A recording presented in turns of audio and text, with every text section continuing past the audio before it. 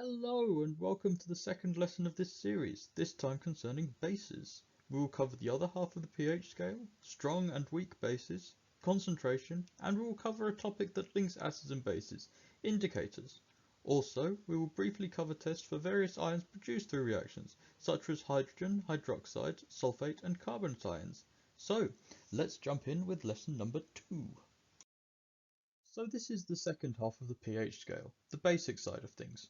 Here, the H plus value is extremely low.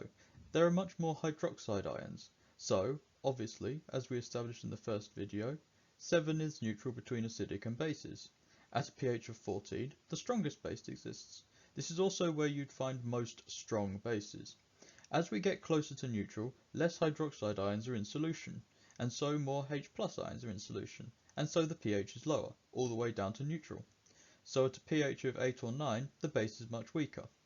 A useful one to note here is that ammonia, which comes up a lot, is a basic compound.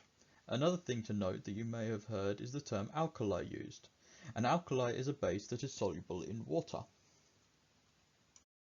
Much like we did with acids, let's establish what is a base. A base is something that produces OH minus ions in solution, as opposed to acids which produce H plus ions in solution.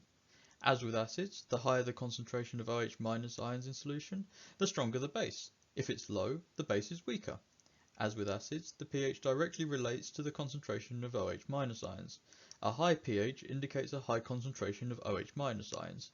A lower pH, a pH closer to neutral, indicates a lower concentration of OH minus ions. The rules of strong and weak bases are the same as for strong and weak acids. A strong acid entirely becomes ions in solution. A strong base also entirely becomes ions in solution. There are 7 strong bases commonly encountered. These are group 1 and 2 hydroxides, sodium hydroxide and magnesium hydroxide as examples. Weak bases, like weak acids, do dissociate in solution, but only partially. This means that the pH of weak bases is a lot closer to neutral than the strong bases, where the pH is around 14.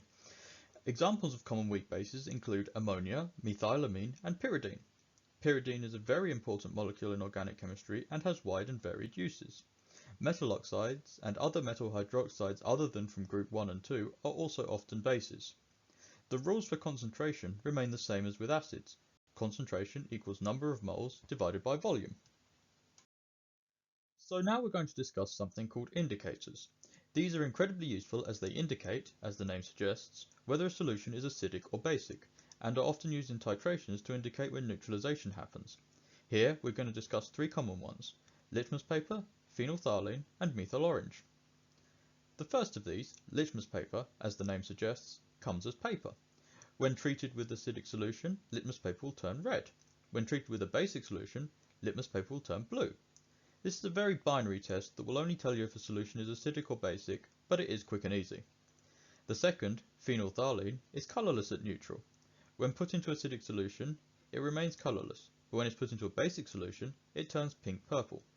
This indicator is often used in titrations, as the colour change indicates the transition from acidic to basic, and vice versa, through the colour change. Finally, methyl orange. As the name suggests, at neutral it is orange. When put into acidic solution, it turns red.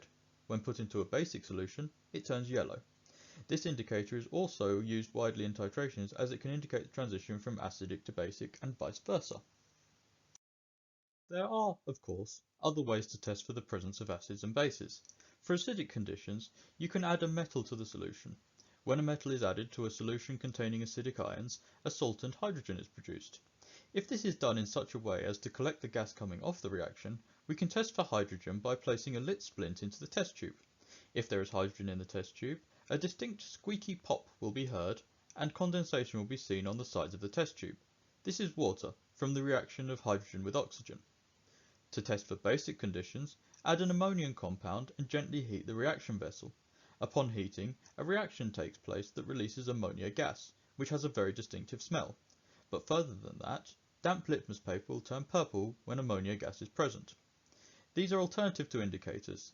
They can't be used in titration like indicators, but are quick and effective ways to test for acidic and basic conditions if you're testing an unknown solution. So that's indicators and alternative tests for acidic and basic conditions covered, as well as tests for the presence of hydrogen and ammonia gas. There are 2 other ions to test for: carbonate ions, CO32-, and sulfate ions, SO42-. The start of these tests is the same, simply add dilute hydrochloric acid. If a gas is produced, then bubble it through lime water. If the lime water turns cloudy, the gas is carbon dioxide, and there were carbonate ions in solution. It's important to know that carbon dioxide turns lime water cloudy. If no gas seems to be produced, then add barium chloride. If there are sulfate ions, then an insoluble white precipitate will be formed. This is barium sulfate. These tests are important to remember for identifying ions in unknown solutions, as they are quick and definitive tests. So that's it for bases and indicators of ions. Hopefully you found it interesting. If so, join me in the next video for what happens when you combine acids and bases. Salts!